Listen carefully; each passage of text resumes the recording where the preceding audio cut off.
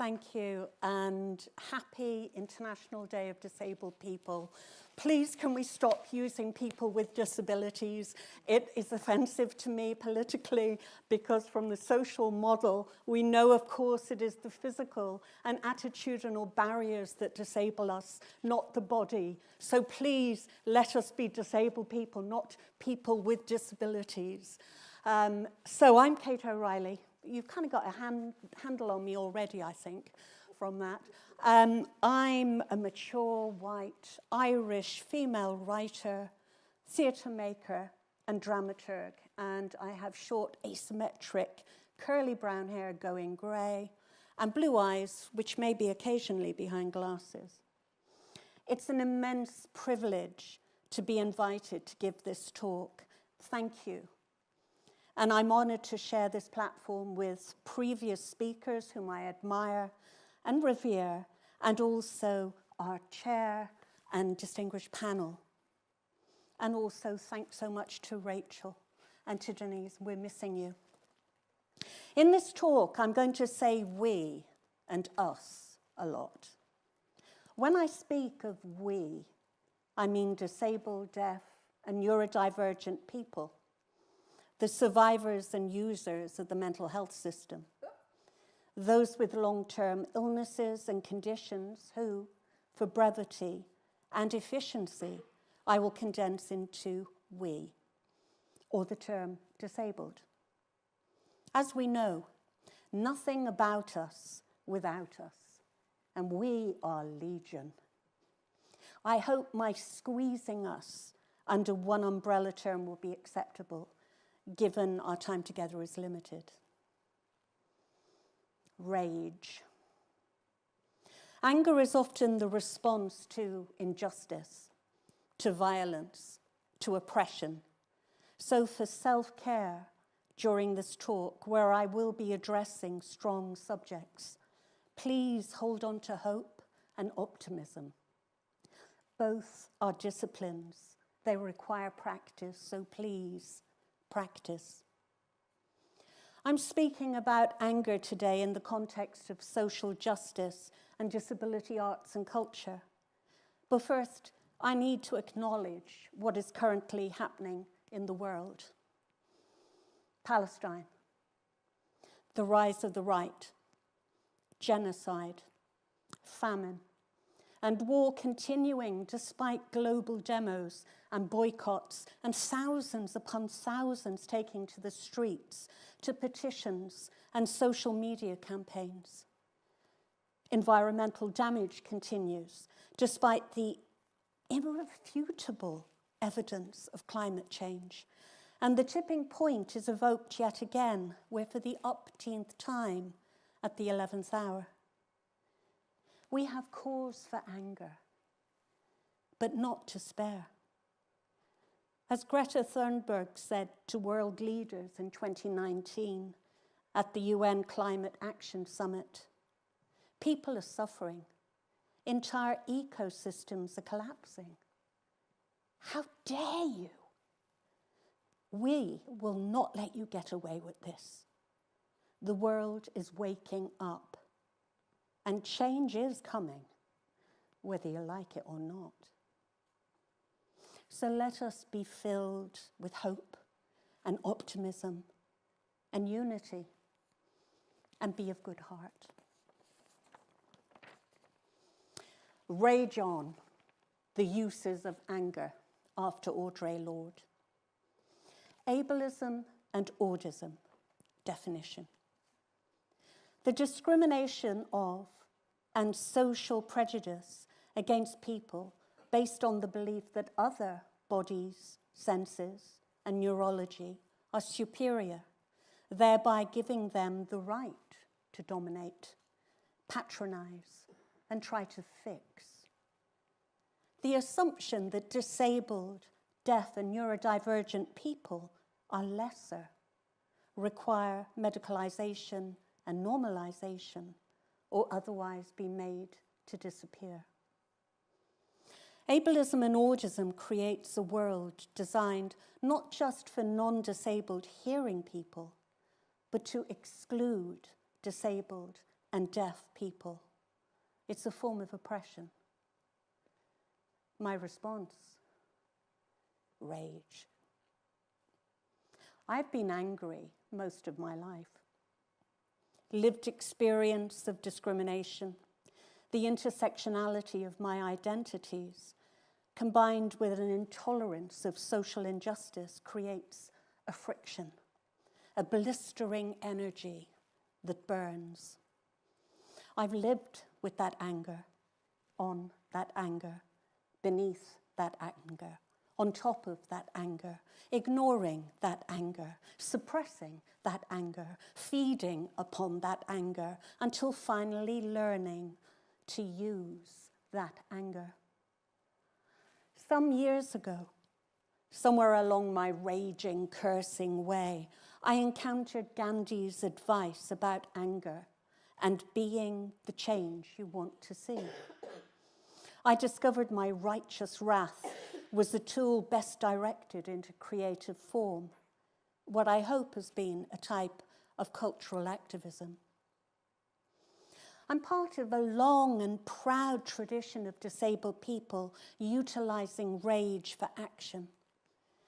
The visually impaired poet, abolitionist, protester, and campaigner Edward Rushton, under whose name and shadow I present this talk.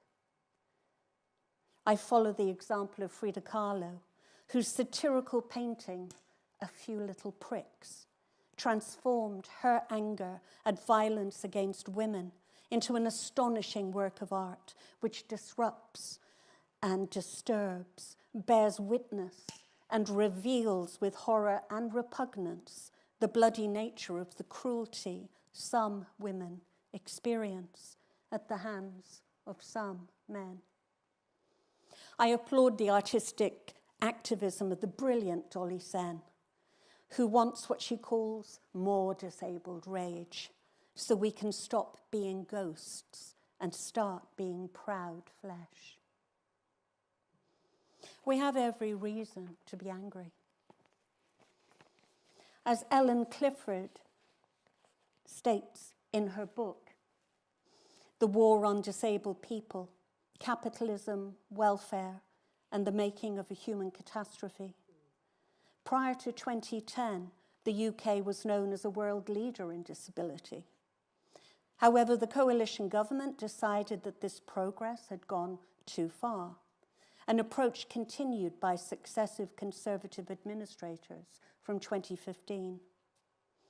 A fast reverse made it the first time in modern social policy, Clifford claims, that things had gone backwards for disabled people.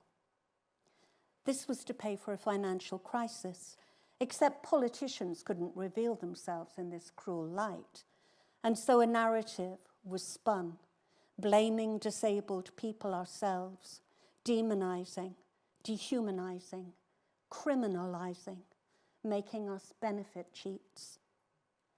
These attacks, which continue, are hidden in plain sight owing to the socio-economic structures that value humans on productivity, that segregate and divide us.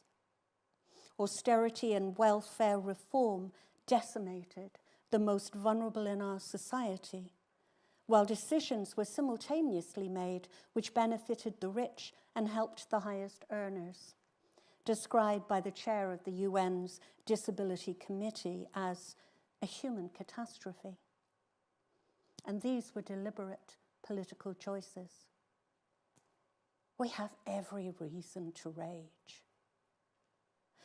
Even when we hoped things might change under a new government, welfare reform is being used yet again as a weapon by the current Labour government against benefit claimants. Although it has been proved that fraud accounts for only 1% of the cost of personal independence payment, or PIP. Just last week, the Labour Prime Minister vowed to cut disability benefits by £3 billion, using stigmatising language towards claimants and those in poverty, a harmful narrative in the very week when he pushed through at speed the assisted dying bill.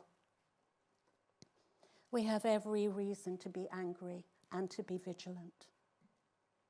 In October, the Guardian newspaper reported how employment advisors will be stationed in NHS hospitals under plans to make finding a job a central part of mental health treatment. NHS care will be focused on helping the long-term sick back to work. Ministers saying it's central to growing the economy and bringing down the benefit bill, controlling the spiralling costs to the taxpayer. Unfortunately, the tone is again negative, suggesting that we're unwilling to work instead of being too ill to do so. John Pring, founder and editor of Disability News Service, said Labour's DWP, Department of Work and Pensions, fraud bill will be recipe for abuse and miscarriages of justice, giving wider powers to snoop with a lower burden of proof. Campaign group Big Brother Watch found that bank account surveillance and mentoring and monitoring powers are likely to breach Privacy Law Article 8, which is the right to live your life privately without government interference, and could amount to unlawful discrimination with a disproportionate impact on particular groups, including disabled people, people of colour, women, and older people. The DWP, the Department of Work and Pensions, has already contributed to over 600 suicides. John Pring has created a devastating and meticulously researched book, The Department, How a Violent Government Bureaucracy Killed Hundreds and Hid the Evidence, providing proof of an ongoing national scandal which the DWP cannot dispute or possibly justify. The time for an independent inquiry into these deaths linked to the social security system and a fatally flawed disability assessment is long overdue. And following the publication of this important book, the UK government should be called into account. It's a clarion call for disability justice, what MP John McDonnell has called the definitive proof of how government austerity hasn't just harmed disabled people, it has killed them. Over 10,000 people died in the months following an assessment when they were deemed fit for work. Despite a decade of independent reviews of PIP, Personal Independence Payment Assessment, UK condemnation, coroners saying benefit reforms have contributed to people's deaths, and documentaries like Richard Butchin's The £1 Million Disability Payout or Dolly Sen's Broken Hearts for DWP. Despite all this, what panellist Julie Mack, has called a very quiet slaughter of disabled people has continued and in plain sight. But protest art continues also. Vince Law's DWP Deaths Make Me Sick is a growing series of work protesting the deaths caused by the callous way the government's policies are implementing without proper safeguarding for sick and disabled people. Startlingly, Laws uses shrouds, spray-painted with legends of some of those killed by the DWP's benefit assessment. When hung together, the dramatic installation reads like a charge sheet on the avoidable deaths. Laws's artwork states, "Dead people don't claim." He also includes a statement that the DWP's responses to concerns about death rates was to stop publishing them. We have every reason to be angry. But anger gets a bad press. Aristotle warned against it, feeling it was one of the baser emotions, reactive to a perceived slight, or violation, fueled by the desire for revenge. For millennia, we've been taught to fear it, distrust it, to consider it as always destructive, but this is not the case. We need to uncouple anger from aggression. When rage is tempered and directed, it is a transformative energy. As Maya Angelou said in 2006, you should be angry. You must not be bitter. Bitterness is like cancer. It eats upon the host. It doesn't do anything to the object of its displeasure. So use that anger. You write it. You paint it. You dance it. You march it. You vote it. You do everything about it. You talk it. Never stop talking it. To slightly reframe Audre Lorde's feminist statement, every disabled person probably has a well-stocked arsenal of anger, which could be useful against the oppressions which originally brought that anger into being. Focused with precision, it can become a powerful source of energy, serving progress and change. John Pring's painstaking, compassionate journalism is an example of tempered anger directed for good. The block telethon protests of 1990 and 92 are examples of disabled people harnessing anger for social change. They mark two pivotal points in British disability activism, when the disabled people's movement and the emerging disability arts movement joined in an explosion of protest and creativity against the pity-porn displays of TV charity fundraiser Telethon, insisting rights, not charity, and urging us, as my badge says here, to piss on pity. With protest songs, artwork, cabaret, and performance, it created a festival-like event of celebration and community, and succeeded in stopping the dreadful telethon with its ableist tropes and problematic stereotypes of disabled people. So beginning the slow process of making broadcasters and viewers perceive us differently. As activist Barbara Lisicki said of the day, I've called our 92 protest a demo, but it was far more than that. It was a display of collective rage by disabled people, angry at the broadcast media for stealing our image and our dignity. And it was also a party, a celebration, a gathering of up to 2,000 disabled people and our supporters, showing that we were proud, angry, and strong. We were the ungrateful disabled, a force to be reckoned with. This is one use of anger, uniting people for a common cause. Anger is valuable, not just for the individual, but for those around them. Philosopher Alison Jagger claims anger is an emotion that transcends and unites people. By giving context for an individual's grievance, it enables others to identify similarities in their lived experience, overcoming superficial differences that drive them apart. In my own experience, previous to the Disabled People's Political Movement and DAN, Direct Action Network, we had been segregated, told people with different conditions and impairments had nothing in common.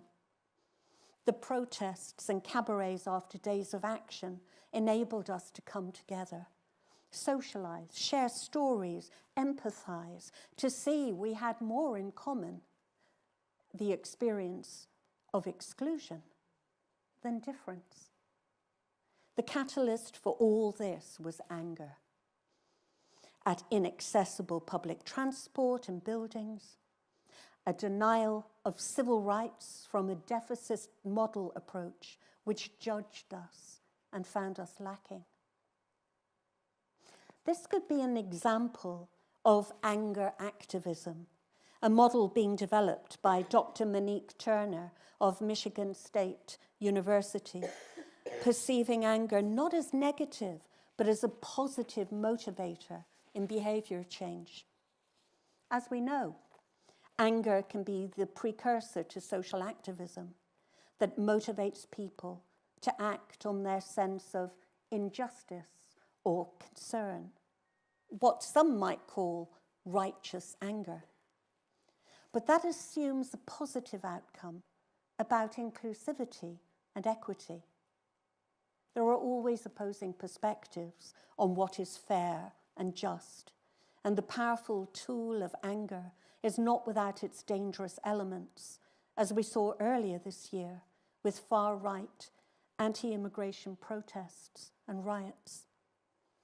The sense of being overlooked and ignored can create a rage born of frustration and impotence, which can lash out indiscriminately in violence or with a chilling, targeted focus. We must all learn to use anger intelligently, Mahatma Gandhi advised, comparing the dynamic energy of rage to electricity. When we channel electricity intelligently, we can use it to improve our life. But if we abuse it, we could die. So, as with electricity, we must learn to use anger wisely for the good of humanity. This is, I believe, something Edward Rushton, under whose name I speak, practiced throughout his life. A tireless campaigner during the emerging human rights discourse, he spoke out against abuses of human rights wherever he encountered it, from the kidnapping and trafficking of people in the slave trade to the oppression and mistreatment of disabled people and the working class in Liverpool and beyond. But what of those who didn't have the opportunity to speak out or give vent to their rage at maltreatment and injustice? What if you're denied access to materials, to a platform, to freedom? For some time, I've been fascinated by the radical embroidery work of women incarcerated in 19th century asylums and workhouses, particularly Agnes Richter, a German seamstress with scoliosis who was held against her will in 2 different asylums for the final 3 decades of her life. Richter's stitching served as a symbol of both protest against and control over her dismal situation. She stitched her anger into a jacket she tailored to her particular dimensions, a garment made from institutional linen, which still carries the marks of her protest, along with her sweat. It's a powerful artifact, the written record of her experience during 26 years of non-consensual incarceration, stitched onto a symbol of her institutionalization, allowing her reflections and rage to reach beyond the asylum's walls. There's been a long tradition of protest and lived experience being documented in furious embroidery and textile work. Traditionally considered women's work, these needlewomen left their mark and found agency in whatever limited way they could, repurposing thread and scraps of material, or, as Agnes, on the uniform of her imprisonment. This is a use of rage as transformed self-expression, as protest against enforced incarceration and resistance to apparently powerless situations. I've often imagined Agnes in the last 26 years of her life, bristling with purpose and rage, wearing her protest and non-compliance vividly on her own back as living autobiographical art. Such a defiant act of creative endurance, opposition, and resilient individuality. Other disabled artists utilizing whatever material can come to hand is the late Donald Rodney, who used his own dried skin, obtained following a hip replacement operation, held together with dressmaker's pins to create the tiny house of his 1997 sculpture, My Mother, My Father, My Sister, My Brother. Originally part of the BLK Black Art Group and AYB's Angry Young Blacks, an art movement, The Guardian claims, which rocked Thatcher. Donald Rodney's work is powerful, political, and intersectional, focusing on race, black masculinities, and his othering as a black disabled man. The fragility of black space, coupled with the fragility of his own body. Rodney was often hospitalized for treatments for sickle cell anemia, and he required X-rays cheaply as a waste product of the hospital system. These quickly became one of his primary media. His 1988 series, Britannia Hospital, uses X-rays and a figure based on Frida Kahlo's famous broken column self-portrait, except Rodney replaces Kahlo's face with that of Londoner Cherry Gross, who was paralyzed after being shot indiscriminately by the Metropolitan Police during a botched raid on her family home in 1985, an outrage which sparked the Brixton riots of that year. For Rodney, X-rays were a way to look beneath the surface and examine the social and political ills in British society and its systemic racism. Approached with conscious intention, with Rodney's rigorous analysis, anger is a vital diagnostic tool. Gandhi saw anger as a warning something was wrong, a radar for injustice. Every time you feel great anger, he said, stop and write down who or what caused your feelings and why you reacted so angrily. The goal is to get to the root of the anger. Only when you understand the source can you find a solution. We have every reason to be angry. There have been a spate of books around women's rage since Trump first took office and the Me Too movement. Soraya Chemali's Rage Becomes Her, The Power of Women's Anger. Eloquent Rage, a black feminist discovers her superpower, by Brittany Cooper. And Good and Mad, The Revolutionary Power of Women's Anger, by Rebecca Traister, to name just three. All three argue that our anger is not only justified, it is also an active part of the solution. We're so often encouraged to resist our rage or are punished for justifiably expressing it.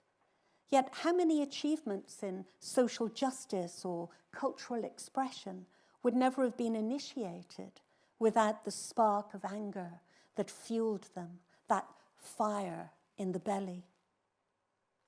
On the flip side, the societal and cultural belittlement of our anger is a crafty way of limiting and controlling our power. We're portrayed as the hysterical, over-emotional female, the unhinged, unstable, disabled person. We've been taught that rage in anyone other than a white male is ugly, threatening, unnatural, or frightening. It's no wonder that many activist artists have transformed their anger into a different format for humor and satire.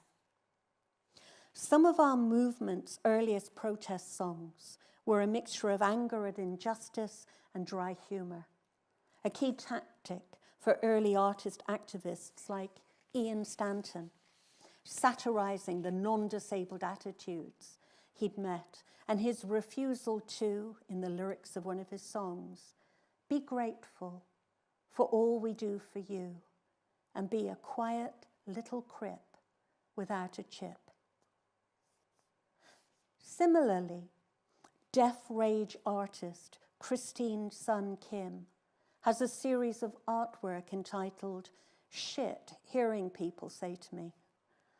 Within her themes of trauma, inequality, autism, and oppression, a sly humor runs through Kim's work. When she began to interact more regularly in hearing communities, she claims she often turned to humor as a way to connect. And this strategy also plays out in her approach to art making. Humor puts people at ease, so I wasn't so serious, she explains. People feel much more comfortable when there's a little humor involved. Similarly, the brilliant, late, great Kaite O'Reilly made hilarious, irreverent, politically astute work to deflate and critique problematic images, attitudes, or appropriations. One case in point is her response to Damien Hirst's Charity, an outsized appropriation of the Scope charity collection boxes that used to be common on UK streets, featuring a young girl wearing calipers and holding a teddy bear. The puff around this 22-foot sculpture was that it aimed to challenge perceptions and encourage conversations about disability, a pose quickly deflated by the brilliant Colin Hambrook of Disability Arts Online, who caustically described Hirst's work as yet another example of disability being used and exploited by the rich and powerful as a commodity for trafficking ideas and power. As has often been the case, criticisms and concerns about representation from the disability arts communities were dismissed, and the problematic work of art continued to be exhibited, most prominently next to the Gherkin building in central London in 2015. Kaite O'Reilly had already addressed Scope's collection boxes in Pity, a work from 2013 where, dressed in a blue plastic dress and blonde papier-mâché wig, she presented herself as a living charity collection doll, embodying the original intentions to obtain cash through milking the sense of superiority and pity from pedestrians at a sad, downcast child with CP. When Hirst's problematic statue was displayed in the City of London, O'Reilly collaborated with Simon Raven on The Crippled Gherkin, a filmed performance of the pair attempting to sell pickled gherkins in front of charity, made by Damien Hirst on his farm with the little spastics. This endlessly inventive, raging, anarchic live art performance and video artist is so much missed. And the 2019 exhibition of Piss on Pity, Disabled Artists versus Charity, curated by Jill Crawshaw, was dedicated to her memory. So this creative raging about injustice, this sense of needing to challenge and so transform, is important. Catherine exemplifies another way of using anger effectively, with humor and irreverence, which makes me think of the Raging Grannies, a movement originating in 1980s Canada, but still ongoing, where fearless women elders challenge stereotypical conceptions about activism and aging, while undermining power structures and authority with direct action happenings, silly songs, and colourful costumes. This combination of self-deprecating humour, righteous anger, and the subverting of expectation of older women's behaviour was seen on the streets of Liverpool in August during the protests and riots with nans against Nazism. Anti-racist activists taking a stance against fascism, racism, and hate, becoming human shields outside potential targets such as mosques and asylum seeker centres. I'm here to support the mosque if the fascists turn up, one of the activists, Pat, 71, told the Liverpool Echo. We need to show we oppose racist fascism wherever it is. We've got a good record of opposing them in this city. We need to show them we're not afraid. Anger often escalates the battle when people become intimidating to try and force others to do what they want. Gandhi advises on keeping an anger journal to get distance and calm, to strengthen the will of the mind in order to control responses and so eventually be more effective. Displaying anger can be counterproductive and provoke similar responses. So the examples of women elders with fire in their bellies being defenders of justice with calm open faces and self-deprecating placards, or Imam Adam Kelwick greeting potential agitators at the mosque gates with burgers and drinks, this transmutes anger, instead offering conversation and exchange.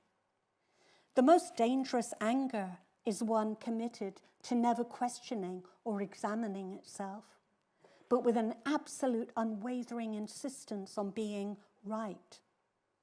The Imam's invitation for engagement, his offer of dialogue and exchange whilst breaking bread together, is transformative alchemy. How different the confrontation and experience of virtual anger on social media, uses of anger I don't endorse. We know how toxic right-wing social media warriors can be. The rage emojis, the grandiose illusion that a smartphone is a global megaphone, blasting out furious convictions to a potentially massive audience. It cultivates a kind of rage which is impersonal, often anonymous, but also self-important. The antithesis of the constructive uses of anger that I've been addressing. Writer and psychoanalyst Josh Cohen, writing in The Observer, claims, for the populist agitator, the aim seems to be not to identify a real injustice and set out the appropriate relief, but, on the contrary, to stoke a rage for which there can be no relief, to induce a kind of permanent mass enervation. Some political commentators have identified this form of aggressive rage with no clear catharsis, just generalized slogans like taking back control or make America great again, as being partially responsible for voting decisions around Brexit and the recent US election. It creates an exhausting, impotent rage chained to aggression and hate with no procedure or form, where fear and suspicion of any kind of difference moves quickly into an assumption and expectation of antagonism. It breeds suspicion and a tendency to be on guard, separated into silos, where disagreement and difference leads not to discussion and exchange, but antagonism and mutual cancellation, which is a really useful tool for those in power. divide and rule. Or, in other contexts, frustration arises when we are taking action but seemingly not having any impact. Nothing changes despite the size of the crowds and the volume of our protest. In these circumstances, we can turn our frustrations inwards, becoming angry at each other, but not the system, which is how it continues. We need to resist blaming the players and instead start questioning the game. There is an alchemy in transforming the base metal of undirected anger into the gold of consequential action via protest, resistance, and expression. And this is what art and culture can do: raise the questions, challenge the established status quo, provoke empathy, and cultivate not uncertainty, but the liberating, what if? I've been inspired by the description of performance research project Engine of Embers, part of ARC's Make New Work programme for March 2025, inviting members of the Stockton and Tees Valley community to collaborate in an experiment releasing and transmuting rage into an engine to power a performance. TOI are offering a safe space to engage with collective rage, voice frustrations and concerns, pierce through apathy and warm up passionate forces in our spirits to create change. I think it's a great example of a strategy, harnessing individual rage into a collaborative, creative exchange which may have positive repercussions. We have every reason to rage, but we need to use that energy to our advantage, to come together again and find our strengths in unity and numbers, collaborating creatively and rebuilding the disabled people's political movement. The decline of the movement, ironically, Ellen Clifford explains, is because of the success of inclusion. Greater participation by individuals has removed the basis for collectivism. My call is for us to come together once more. As Deborah Williams exhorted in the 2020 Rushton lecture, reconnect, reimagine, and reclaim. If we don't do it, and if we don't do it now, it will be everything about us without us. There is so much to lose and yet so much to gain. But to be activists, to combine and sustain campaigning for what is often a long process towards change is exhausting and risks burnout. Which brings me to another important use of anger, as identified by my guiding light throughout this process, Mahatma Gandhi. Anger to people is like gas to the automobile, he said. It fuels you to move forward and get to a better place. Without it, we would not be motivated to rise to a challenge. It is energy that compels us to define what is just and unjust. Move the world with love, not fear. And that perhaps is the most impactful use of anger, as a crucible, the cleansing, transformative fire to burn away hatred, insisting instead on empathy, equity, and social justice. We have every reason to be angry, but let us direct this justified anger outwards, a tool and a force for change. Let us collectively use our rage for good. United, let us move the world together, not with fear or hatred, but justice, and love. Thank you. Thank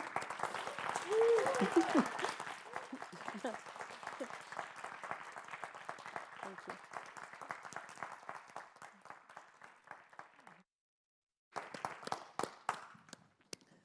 Oh, wow, it's just so powerful, Kate, thank you. I think we all need time to digest and reflect and love. That's what we need, and social justice. So thank you. I think now we're just going to have a sort of 10-minute break. We may be a little bit longer than we were going to be. So it's 2:20 to come back. Is that okay? Yeah, sure.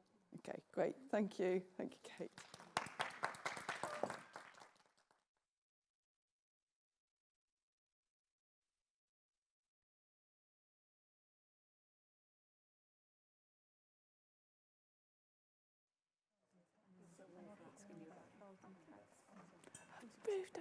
Come on, lads, let's have you. Right, we're ready to go. So, welcome everybody back. And Lara and the panel are now about to get into a deep discussion, which will be fantastic. And Lara will introduce the panel in a second. And we're just getting ready to go. So I hand over to you, Lara. Welcome back, everyone in the room and online as well.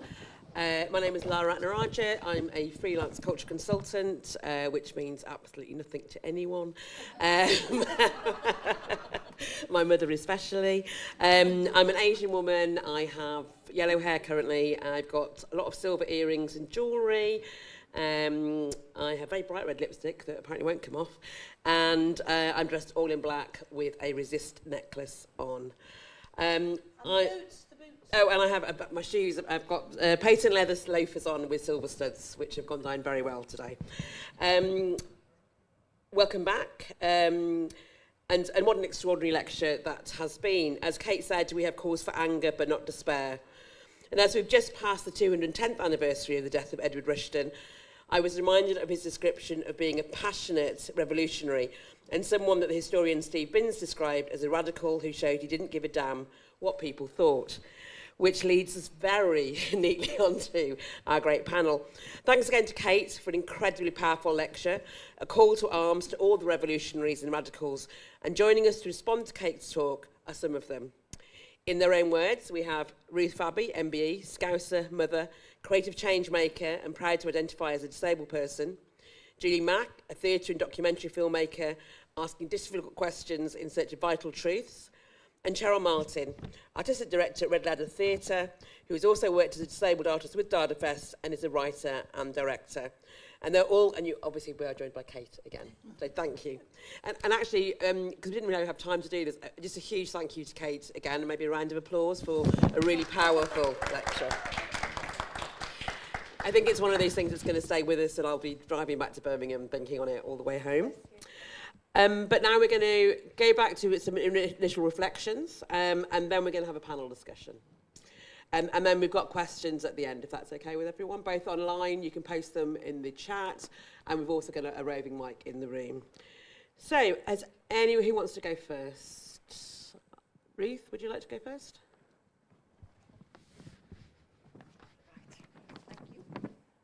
It's great to be back. It's been over 5 years since I was part of DaDaFest, so this is great. Thank you for the invite back. I'm a white woman.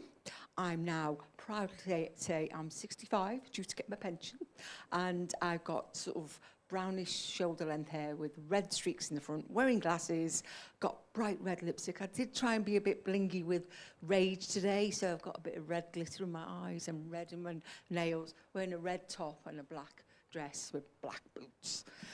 In response to the talk, I just want to say that as an hysterical, over-emotional, unhinged, unstable, disabled woman, or a hoodis, I am, as usual, in awe of Kate's ability to convey truth with her words. Thank you, Kate. You are brilliant.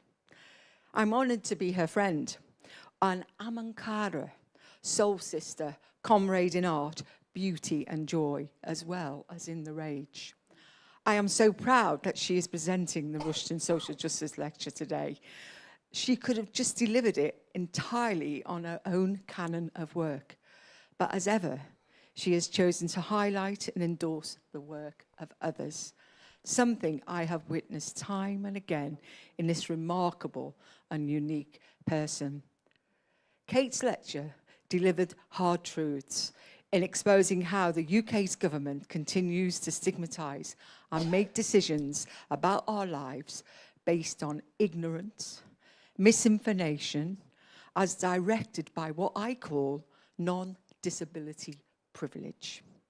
I value how she has shared the work of artists who risk putting themselves out there, using their living experiences to create artwork from their truth, skills, and artistic distinctiveness. Hold on, my glasses are going on to my nose and going to make me start sounding like I don't know, someone who can't speak properly. Yes. Yet we must never forget that they are presenting work from deep places of hurt, pain, and rage. Do we get how valuable that is for our society? I wish I could thank every one of them to tell them how much we understand what it costs them to do what they do. If society were truly equal, their work could focus on other elements of their truth and creativity. But in all the years I've worked in disability and deaf arts, the issues never seem to dissipate. And right at this current time, they are increasing, and it makes our rage inflamed. I so love that Kate presented to us the illuminations behind each example. Those purposes intentionally or unintentionally help us to recognize and discover how to unpick the matted knots that have held our rage, anger, hurt into a release or catharsis. There is nothing as powerful as seeing, feeling, or hearing something that chimes deep within your psyche. This gives a sense of recognition and affirmation, which consequently leads to an empowerment of self and the knowing I am not alone. This was a major reason that DaDaFest was set up in 2001, to program disabled and deaf artists into places they were not. Up to that point, my work in disability and deaf arts was mainly about access, all designed to help audience, not the creatives. It was desperately needed, but time and again, the conversation was deflected or ignored, especially when I talked about the ingenuity and originality of disabled artists. Their work was and continues to be game-changing. And I have had the joy and honour to meet and work alongside disabled and deaf communities in various places across the globe. I have witnessed the pain and anger many of them have felt through stigma, assumptions of what we could not do, and our continued fight for recognition. This was a shared rage, which helped us to connect profoundly and create art and social change that really benefits our societies. The social and political upheavals that we are witnessing today is a constant battle, because we have to keep reminding the powers that be that we are still here, and we need that flexibility in our education, work, the benefits, and how we play. As Gandhi says, and Kate rightly aligned to, we have to use our anger intelligently and be that change. I was good at internalizing my anger. I never had discussions about my deafness growing up. And I had fellow students laugh at the sound of my voice when I went to theatre school in Liverpool. It was in 1996 I met Mandy Redvers-Rowe, who was then leading Northwest Disability Arts Forum, the predecessor to DaDa, and I undertook a course at Liverpool University on disability equality. This was the first time I heard about the social model of disability, and I started to find out about these amazing disabled and deaf creatives, and they changed my perspective on life and about myself. After a time in Manchester, I got the job to lead DaDa. Up to then, I was involved in projects like mentoring disabled artists to stay and succeed in arts training, delivering training programs that led to qualifications, often the first for many of them. And we worked with LIPA and the Liverpool Community College and other local providers across a range of art genres. Yet, Liverpool arts organisations would not contract our artists.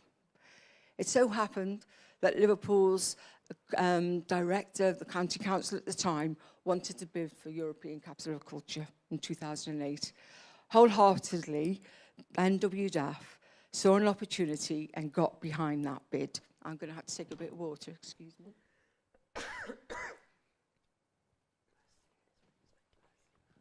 Thank you. This came with funds to do an event for International Disabled People's Day, which is today, the 3rd of December. Happy Disabled People's Day. We had the means to pay and programme our work into those art spaces, alongside delivering disability equality training and other initiatives. This was never about an in and out, but a strategic start to cultural change to include us. They did change, but they took time. In Liverpool at that time, there was a hunger to get it right. Thinking back, though, I'm amazed at the number of committees and strategic initiatives we were at in DaDa to get involved, to help bring that change to the tables we sat around.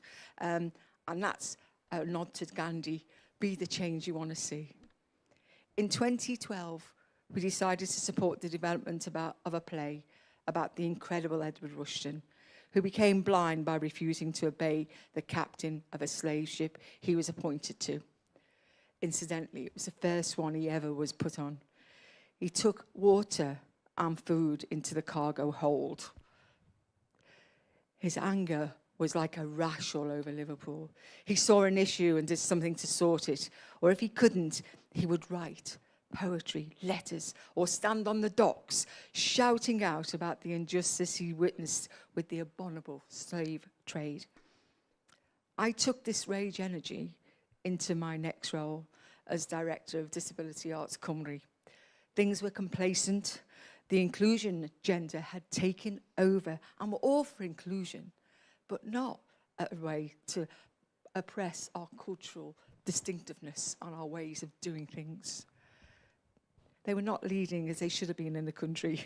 My skills of persuasion, diplomacy, and passion meant the 3.5 years I was in post, we made connections and created projects with many arts organisations in Wales and internationally too. We can see we can do it. We can turn our rage into action with smiles. We can bring people together, and together we create change. So what's next for us in the room today?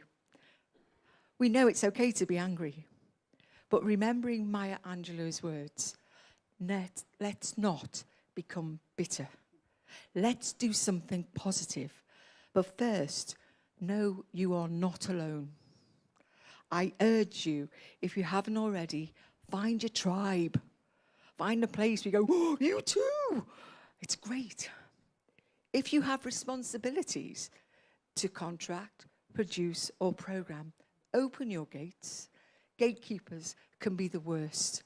They only want to see what they want. They don't listen to other voices. Discover how your creativity from our living experiences changes your life and those of others. And together, let us identify some strategies which keep on getting us in the way of people. I think that's something I'm good at, and I want to pass that on to as many people as I can. So thank you for letting me speak today. Thank you.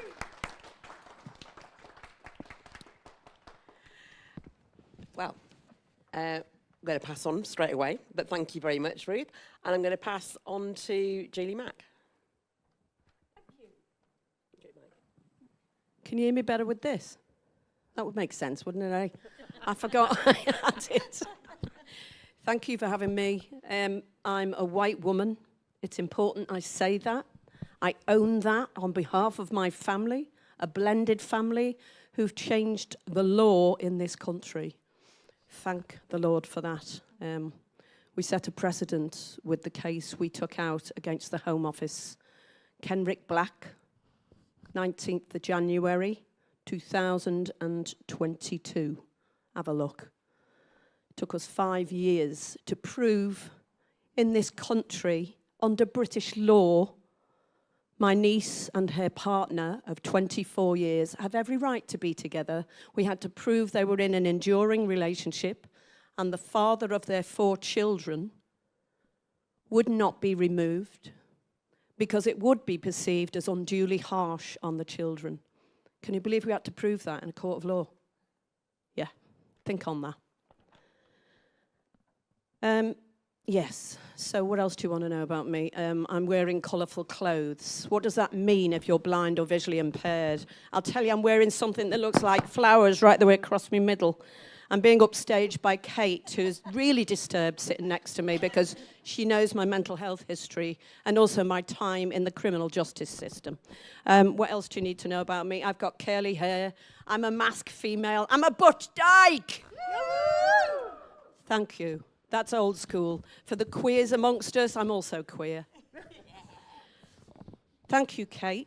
I thought your paper was extraordinary, and there are so many positive reminders of how we must lift each other up.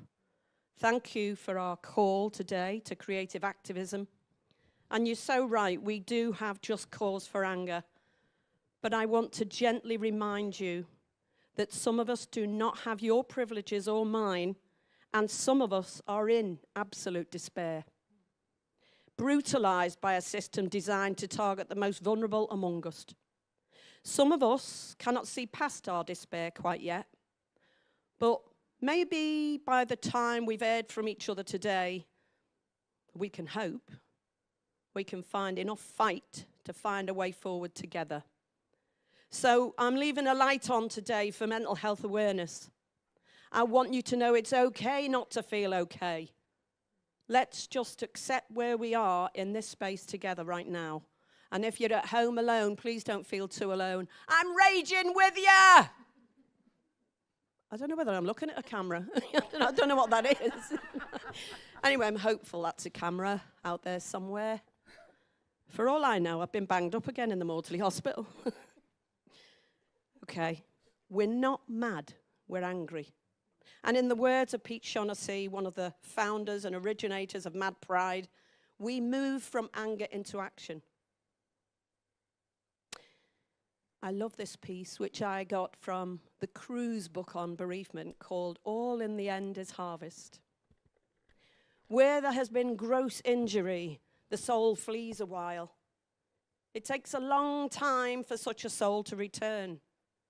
It takes masterful propitiation, tenderness, laughter, tears, the ventilation of great rage. These are the ingredients that together make it possible to call the soul back home.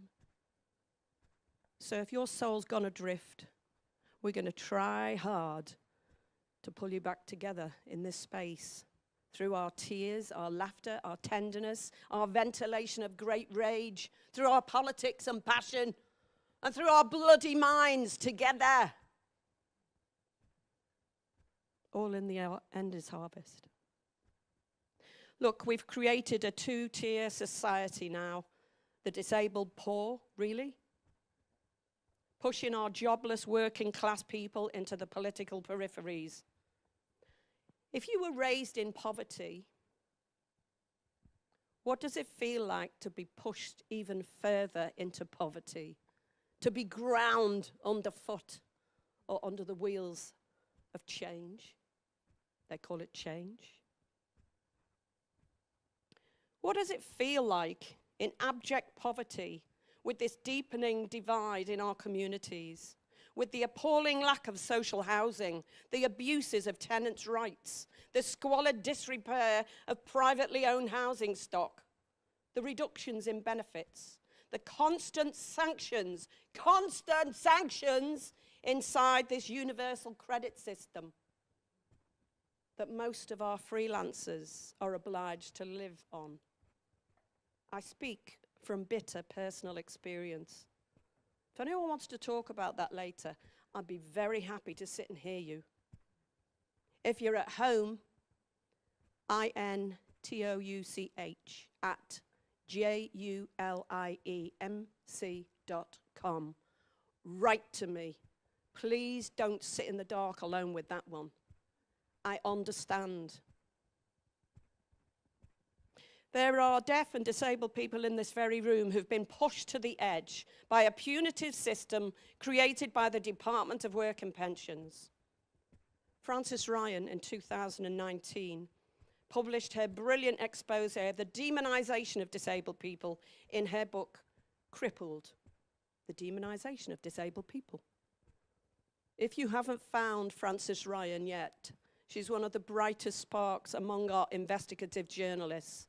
She too, a disabled woman, is ranting on the political periphery, but brilliantly done. Have a look at her work.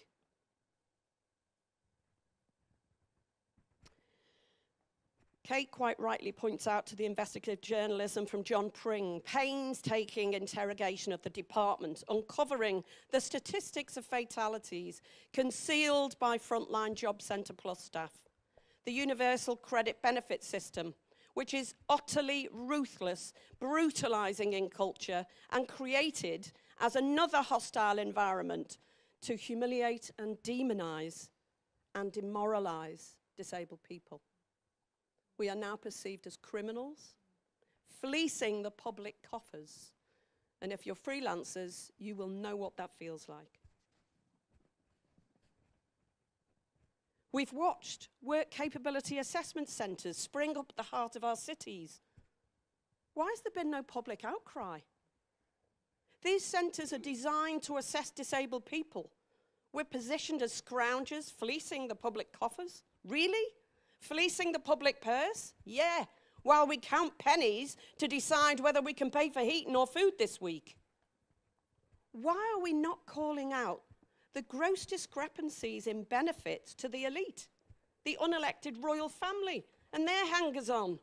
Why are we not complaining about members of the House of Lords signing on for their 332 quid daily allowance for showing up at the House of Parliament or House of Lords to observe? Isn't that benefit theft? Come on, wake up. All of us, wake up. We're just a few days away from the landslide vote for assisted dying. And frankly, I'm gutted. It feels like a dangerous, slippery slope towards euthanizing more of us as burdens on our broken welfare state. And I'm in a nigh constant rage at the moment, aghast at the latest decisions made by government officers. You know who I'm talking about. Bell Hooks speaks of the importance of the practice of love in the context of community, to move us away from the narcissism in contemporary rhetoric that places so much emphasis on individual self-improvement. This is our community. For me, this is our trusted tribe. I found my life, I found myself at the heart of deaf and disability arts as a culture. To be honest, it saved me from when I was going to take my own life. Seemed like a good idea at the time. It has saved me over and over again. Not because of some idea, some fantastical, naive hope for the future, but out of the messy business of disability-led politics, the blood and gore, the extraordinary bodies, and the unruly, disobedient minds, of which I am proudly bang in the thick of it. And let's hope there's more. I sit here today and I live in gratitude to all of you, many of whom I owe my career to, some of whom I owe my madness to. And we will again visit that very same madness together. I will say, I sit here among people I found a shared system of beliefs, the comfort of this village of outlaws where I sit today. And on this stage, some of my most extraordinary slapper angels. These two are a few of them. Look, that term I dreamed up one afternoon at Tynewydd Writers' Centre in Wales. I'd been in great despair and spent the night calling upon those I've loved and lost. I tried to follow their energies throughout the night and understood with great comfort that my angels are all disabled, messy, flawed, rough old slappers, really. And so if that feels good to you today, and you feel like a slapper angel, feel free to join us here, my slapper angels here gathered. You can be born with a penis too, it's okay. It's not that easy being human, is it? And I'm reminded, Kelly Hudson posted something on Facebook this last week. And she posted something from Margaret Mead. It was one of her students, actually, who'd asked Margaret Mead, an anthropologist, what were your first signs, or what would you perceive as the first signs of civilization in an ancient culture? And that student was expecting her to say, oh, fish hooks, or clay pots, or leather moccasins. And Margaret Mead said, a broken femur that had healed. And her student said, a broken femur, what do you mean? And Margaret Mead explained. Because in the animal world, if one of us is injured, that's it, we have to leave them behind. Because if you have a broken leg, you cannot find yourself quickly to water to drink, or take to the hunt and find your own food. In fact, what it's taken for that broken femur to heal is somebody to stop and help that wounded human or animal and take them back to somewhere safe and nurse them back to health until that broken femur has healed and they can move again. And that, my friends, is the first sign of civilization in any culture. So I'm not going to break your legs to prove it. I'm just saying, don't you think we need some more love among us and healing to make that right? And let nobody be left behind. We need to make sure that we're bringing people on alongside us every time. So you may well be sitting in despair, but by the end of this afternoon, I hope the spark is lit again and that you too will be inflamed with your own rage. Thank you.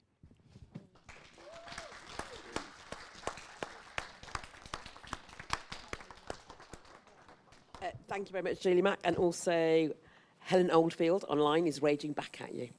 So, Helen Oldfield, they're raging. And can I also ask you just to repeat the email address again, just slowly for the captioners? INTOUCH in touch at JULIEMC.com. JulieMc.com. That's me, by the way. What?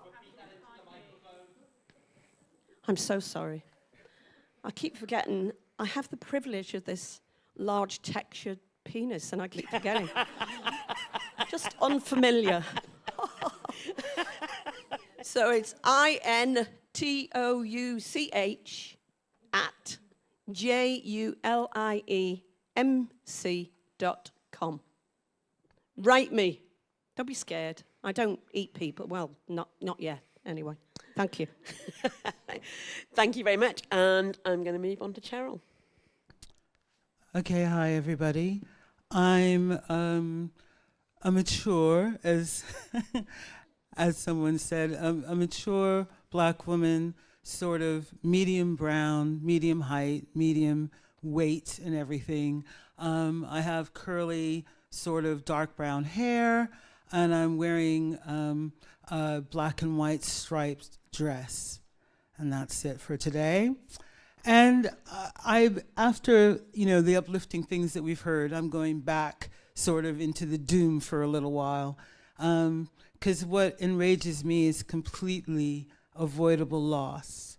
So when I look at Frida Kahlo's painting, A Few Little Pricks, and see that poor woman, who's been stabbed so many times with a man standing over her, daubed with her blood, all I can think about are the thousands upon thousands of women beaten, abused, murdered every day all over the world. Here in the UK, domestic abuse goes up 38% when England lose an international match. And it goes up 50% when they win. So talk about damned if they do and damned if they don't. It's loss. It's loss of the right to live a life unthreatened, loss and pain, and why wouldn't I feel rage about that? The number of women killed by men has hovered between 124 and 168 per year. On average, 62% of these women will have been killed by a current or former partner. So think about that. Somebody that you trusted, that you might have loved, kills you. And that's loss. That's loss of potential, joy, love, pure loss and grief. And why wouldn't I feel rage about that? Why isn't that headline news every single day? Kate talked about the rate of suicides induced by the Department of Work and Pension policies toward our community, our disabled community. And she also mentioned, besides the suicides, there are 10,000 people who died after being assessed fit for work. People who should be protected and supported by all of us, and certainly by our government.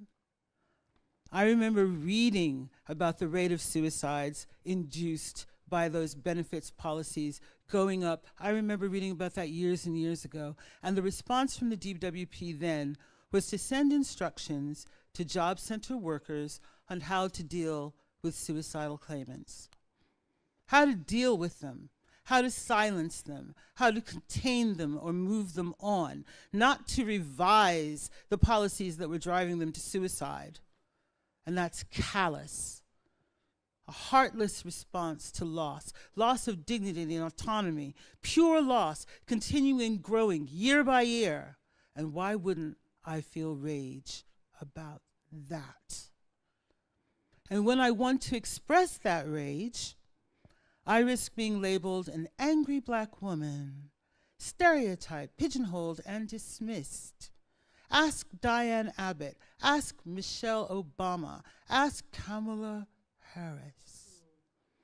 And there's a chronic depressive diagnosed, and I'm also a very happy dyke, let's put it that way, okay. As a chronic depressive diagnosed with borderline personality disorder, if I look that diagnosis up on the internet, I can see that people think I'm unstable. In fact, there's a new term for us, unstable personality disorder, as if that sounds better.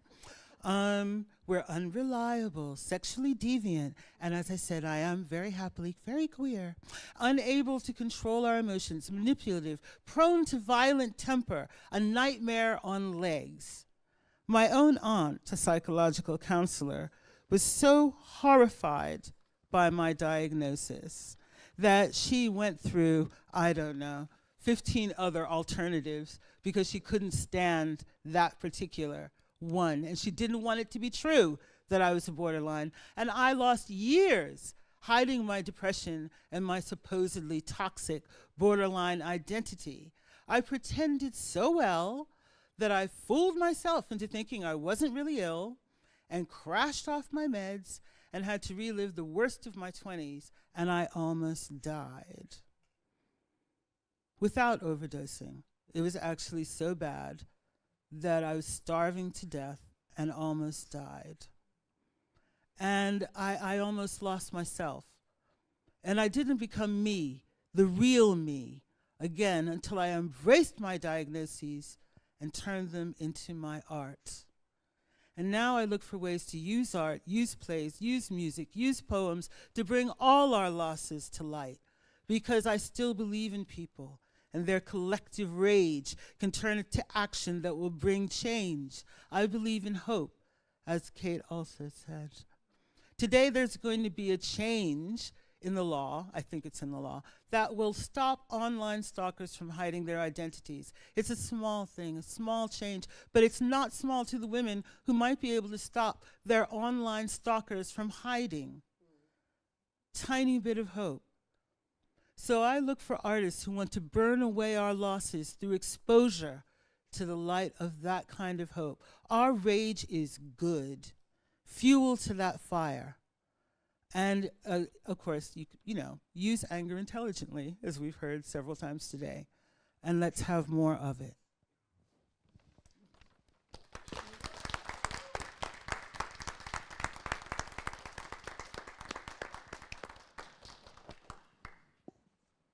I'm not quite sure how I'm supposed to follow any of this. I've got a couple of questions. So, and we've got some online already, but what I'll also do is, if you just put your hand up if you've got a question as well, and then we'll kind of do it like that. Yeah? So I'm going to pick up on something that you've all talked about, actually. And you talked about this, Kate. Was it Pete Shaughnessy? You referenced about moving anger into action. Yeah, Pete Shaughnessy, yeah, which is a great line. And you all reference this about moving anger into action. As artists, how do you all manifest that into creative expression? And Kate, you talked particularly about the transformed self-expression. So I'd like to hear a bit more, because all of you have touched on it. I'd like to hear a bit more from all of you, but would you like to start, Kate? Sure. I decided at one point that I needed to sit and look at what was making me angry and what I felt needed to change within the industry. And, you know, these are decades ago. I hated the fact that we had a load of cripping up, where non-disabled or hearing people performed as disabled, deaf characters. I hated the fact that we just had tropes. We had this deficit model that we were, you know, pitied or were villains or victims. We all know the stereotypes. And it was taking, again, was something that Ruth had said about Gandhi saying, be the change you want to see. And I realized that the power that I had, because, you know, you're burning with rage and you don't know what to do with it. And then I went, I've got to learn to channel that. And the only way, because otherwise it would have eaten me up, and my frustration and my rage. And I went, you know what? I'm going to tell different stories in different ways, with different protagonists, with different actors, with different endings. And quite a lot of my plays are featuring characters who are deaf or disabled, or survivors, or users of the mental health system, or living with long-term chronic illness, whatever it may be. But I do not allow non-disabled hearing actors to play those parts. The only power I have as a playwright is about who I give my rights to.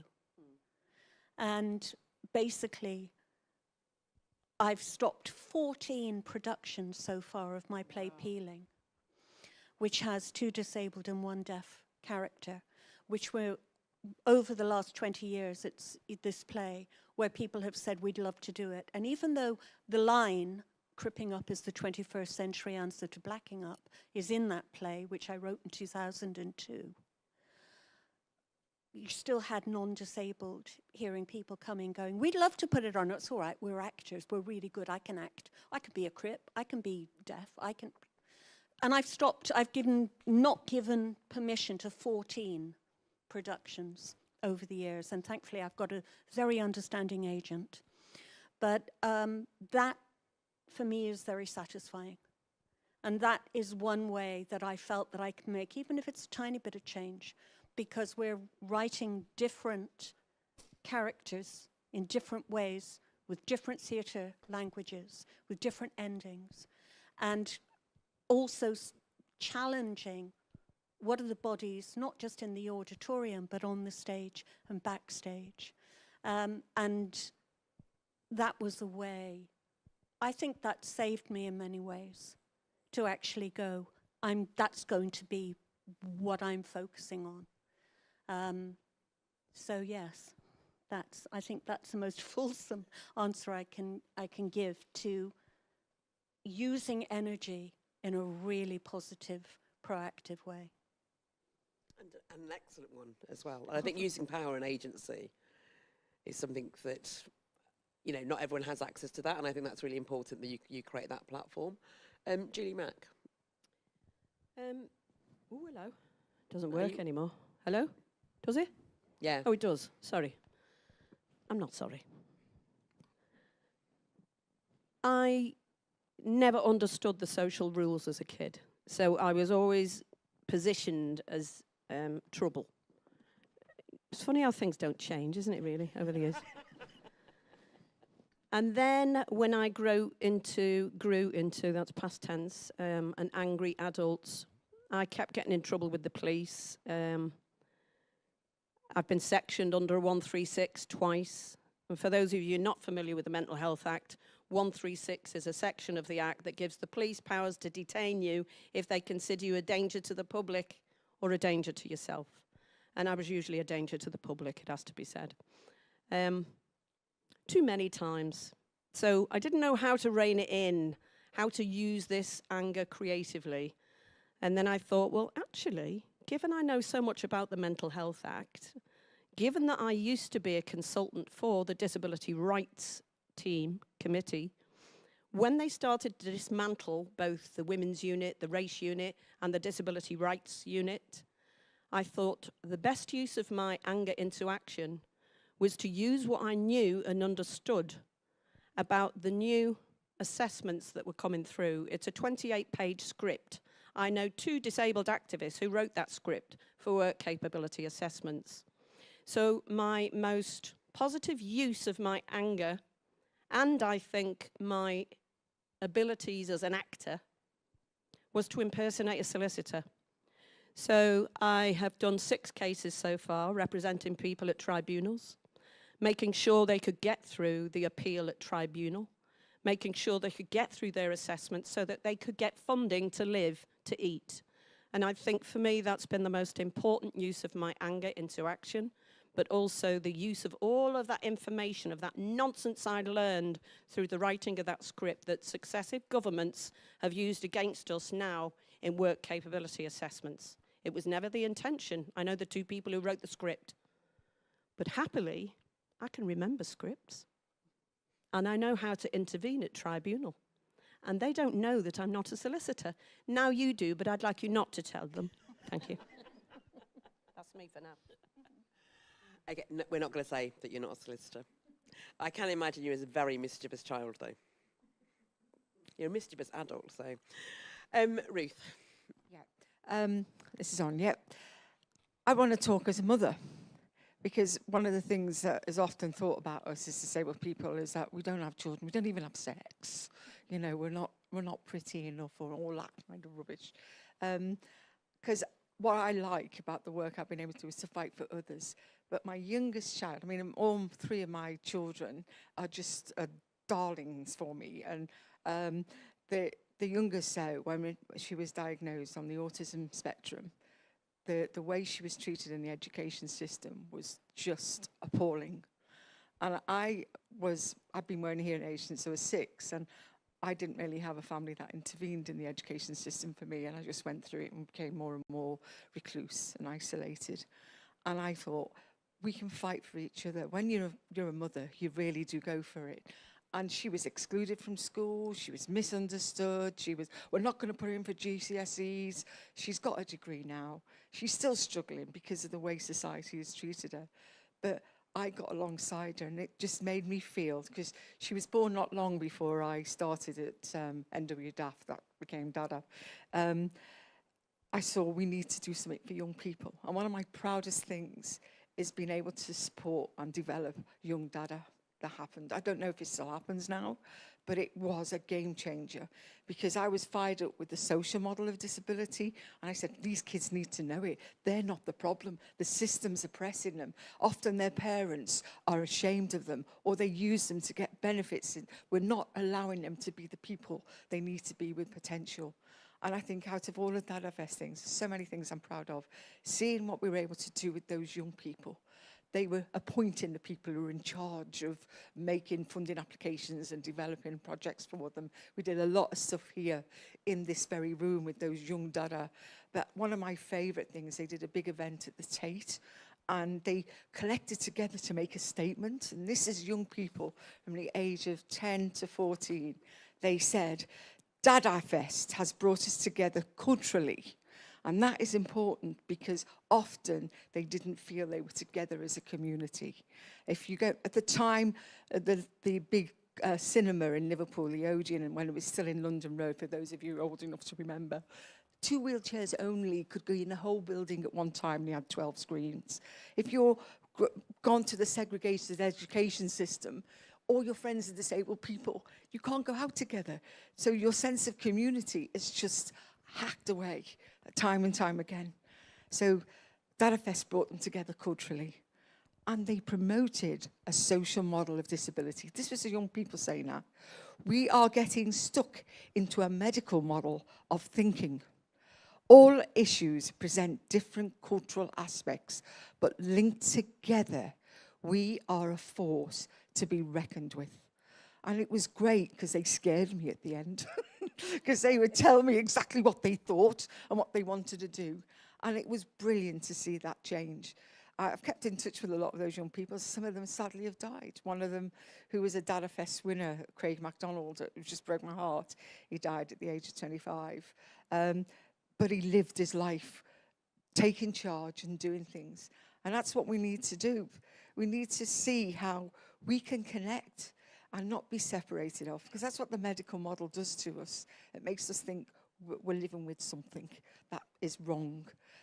We need to really find those ways the arts can be used as that tool that just liberates. As Julie said quite brilliantly before about it saved a life. It saved my life. You know, I didn't know I had a voice. I'm still trying to claim it and fight it. I get influenced by these people in brilliant ways, and that's what we've got to keep doing. Not go quiet, not think we're a problem when the system's telling us no. I've recently, my youngest has had to go part of the benefit system. I'm sorry she's watching this. I'm going to use you as an example. They, them. Well, yes. Yes, I'm always getting told off. And you accept it when you get told off, because don't be defensive. Their name is Hermione, which is just a beautiful name for me. It's not from Harry Potter, honest. It was from The Winter's Tale, which is another story. But when they went to go for their appointment last week, the woman who was at desk couldn't find her. And luckily, the disability officer, I'm getting dry in my mouth again, sorry, came and saw her and said, they have got an appointment with me. And the woman said behind the desk, oh, your name, you say it wrong. You're not saying your name right. So she told her that she should be Hermione. That was her name.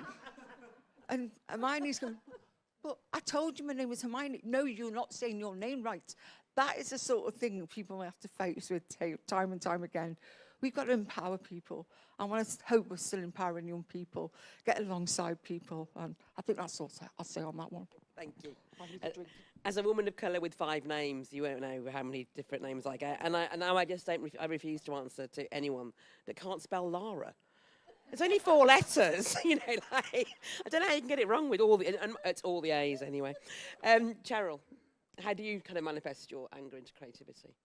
Well, as I said, I turned some of it into plays, but I was on a residency with younger writers, and there was another my pronouns are she, her. Should have said that ages ago.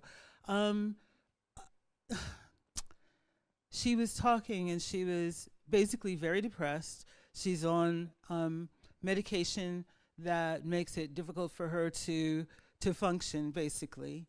And she was feeling suicidal. And she was like, you know, I'm not sure that I'm going to make it. You know, how can I survive? Also wondering how she can sustain a career, which is so hard for young artists right now. And all I could say is, I'm still here. You know, I was just like you. I also was suicidal. I almost did it. I tried. And the fact is, I'm glad that I'm still here, and I can say that you can also survive it. You know, you don't have to go down. You can find a way to do your art and pay your bills and survive. And it took until I was 55, but I finally got some decent therapy. When I was 28 and first diagnosed, they were like, we can't do anything for you in terms of therapy because you're a personality disorder and we can't treat that. That's what they actually said to my face. And so all I had was medication, which didn't always work. But I think that the only reason I survived is because people actually loved me when I was a child. And no matter how ill I was, I still remembered that. And so to spread that around and try to be someone who can hold these, you know, younger artists when they're despairing, and tell them that you know, and try to help them and try to give them work, try to get them some money, you know, that kind of thing. That's how I sort of deal with the darkness. Thank you. I'm going to pick up on that point, actually. We've got a question online from Els Random, and they ask, how can we help disabled creatives hold out hope in our current day hell? I think, well, you didn't ask me, but I think I think that it's up to us older artists to try to realize that this is our job. To me, this is my job. I'm artistic director of Red Ladder. We don't have a lot of money, but right now I am making partnerships far and wide to spread the little bit of money we've got around, so that the more of us that are trying to create something. And it was because I did workshops last summer. I'm only 11 months into the job, but I did workshops, master classes for writers, directors, and actors, just to see who was around. And what I found was a lot of really talented people that nobody was hiring and nobody was paying. And I was like, oh my God, you know, I have to now create something so that I can pay somebody sometime. And I think that if they know older artists who are in positions and they can talk to them, they might be able to help them, I don't know, do applications. They might know places where, you know, there are little sort of funny pots of money. They might be able to help them do that. They might, you know, you might be able to give them work experience or something and a little bit of money. But it's sort of, I feel like it's our job. It's my job. Because what I had when I was coming up, I didn't know it, but I had loads of stuff. There used to be an Arts Council bursary that you could take to a theater and be a writer in residence. I did that like 3 or 4 times. And so you're getting paid while you're learning. All of that is gone.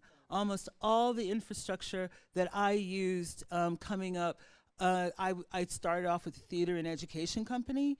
Those are all gone because the Elliott Thatcher, you know, cut the grants to the local education authorities, and that's where those companies got their money, and they just almost all disappeared. And that was a great job when you're starting off in theater, because they had to use what you wrote. They couldn't like commission you and put it in a drawer because they didn't like it. They had to help you write something that was actually good and that they could use.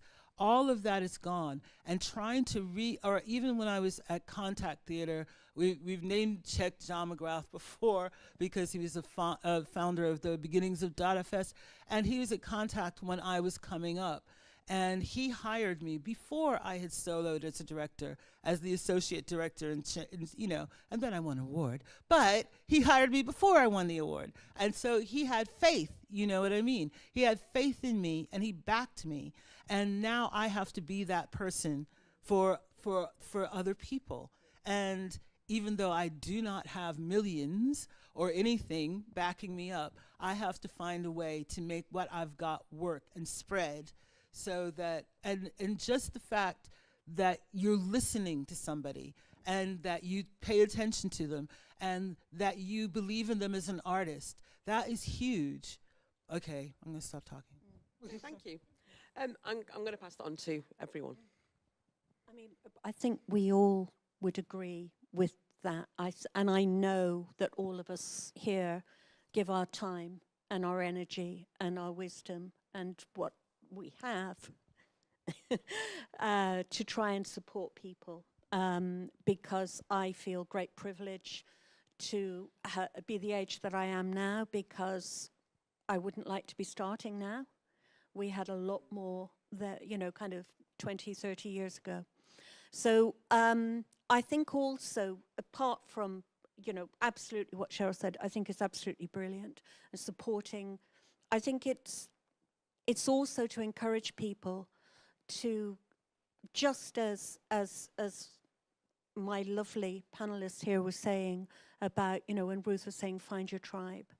And when Mac was talking about Slapper Angels and finding that connection, because that's the other thing.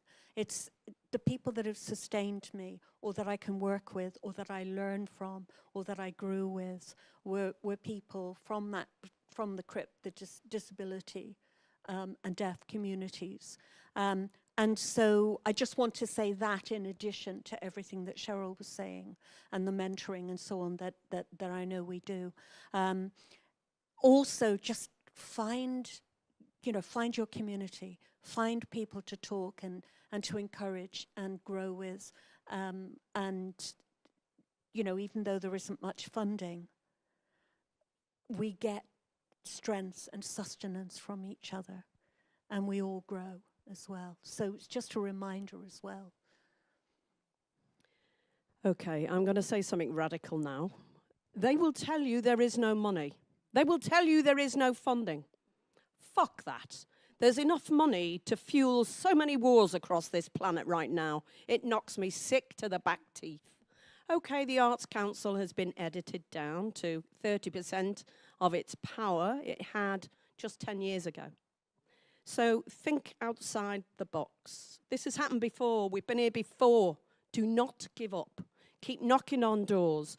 Look at who's funding who at the back of every program, of every piece of work you see, whether it's stuck on a wall or it's on a stage or it's on a film. Whatever it is, look at who funded that. Look at all the badges, the logos, every single one of them. I was first funded by Cheshire Made ice cream. Yes. Because I used to sell ice cream outside Lime Street Station. Do you remember? Oh, some of you won't be young enough, old enough, whatever. There was the Punch and Judy Cafe on the corner of Lime Street. They've built over it now. They've made a lovely zigzag accessible ramp. But right underneath that ramp was Punch and Judy Cafe. Outside the front of that, there was a row of us that had fridges. We didn't have licenses, so you had to have a fridge on wheels so you could do a runner when the police came.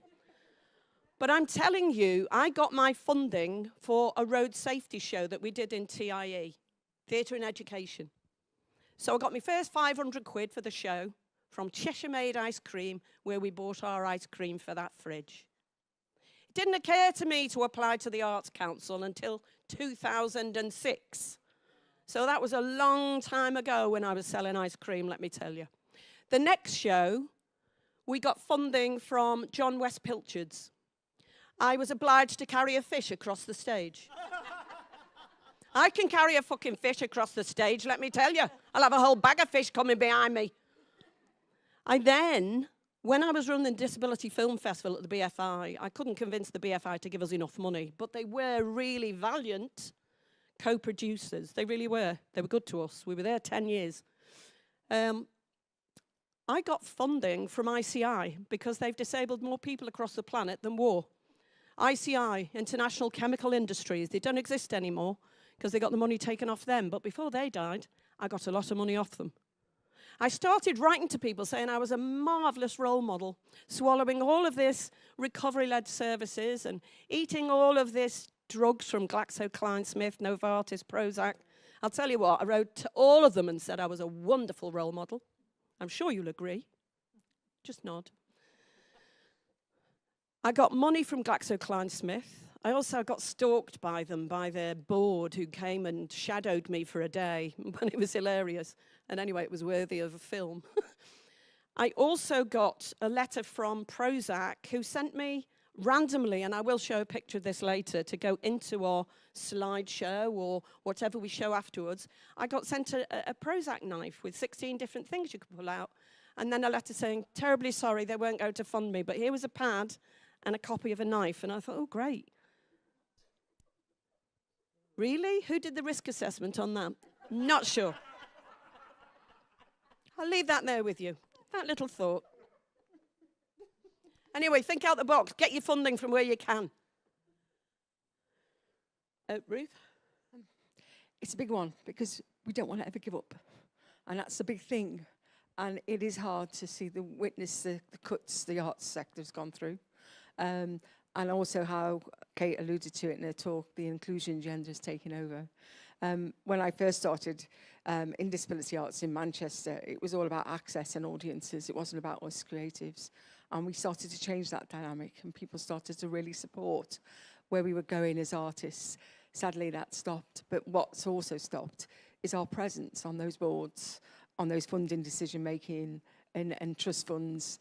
We're still getting privileged people making decisions about us, and the charity model is on the rise because it's a propaganda. The government is really changing what it does to people to get them to go, let them pay it with a bit of charity, not actually see what their obligations are. So we need to be alert, and I feel really, I'm terrible because I want to do everything and change the world, and that's never stopped. But I'm living with a horrible condition which limits my energy, so I can only do so much. So I put myself into 3 boards only, which is quite unusual for me, usually on about 9, to try and make the difference there. But we need help to make those differences if we're stepping out of our comfort zone to be in a place of people. I'm going to just say this, I was on the board of the Capital Culture for Liverpool, and it was amazing. They invited us there because there's no other arts organisations on that board when I was first put on there. And I remember turning up with my hearing dog, and one of the board members who'd seen me in another board meeting went, oh, were you here to make the tea? And that was the kind of attitude I was having to face time and time again.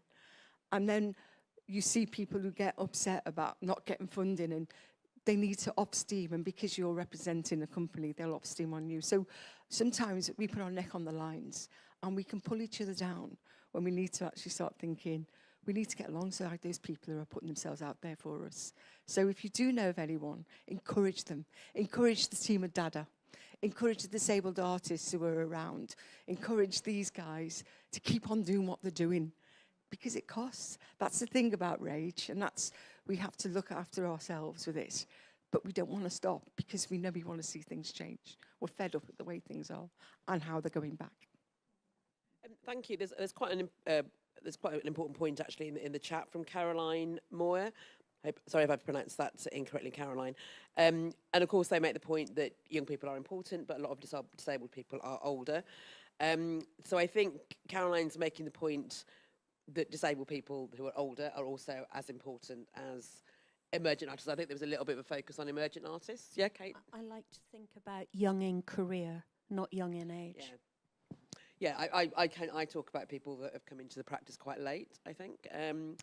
I was also, I'm with Julie Mack on Look Outside the Box when it comes to funding. I only work with marginalised artists, and a lot of that is also about working in collaboration and partnership, because you are much stronger together. The resources might be less, it doesn't mean it's not there, but also share more. That's how I look at things.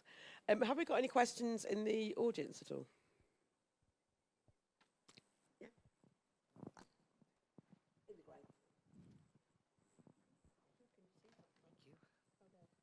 Hi. Okay, so might be a bit of a weird one. I wanted to ask all of you, I think, about fear and paralysis. When you're trying to be credible as a carer and a disabled person yourself, when you're trying to get through all those gatekeepy loopholes and find your way forward, how do you deal with, like, when you tell someone, I have dissociative identities, or I have borderline personality, or all the things, I am traumatized. How do you hold on to feeling confident that you're still credible when people are calling you crazy? And how do you get over the fear of, I'm going to be institutionalized if I come at this with what I need, which is my authentic self? If I say, this is who I am and this is what I've experienced so that I can reach others and let them say me too. What do you do about that fear? That's the question, I guess. Firstly, hello? Oh, yeah. Thank you so much for your question. I think that takes great courage to say that out loud, and I want to honour you, and I just want to wrap you up, actually. I don't want to smother you, just to be clear. Yeah. I was nearly crushed just a few weeks ago.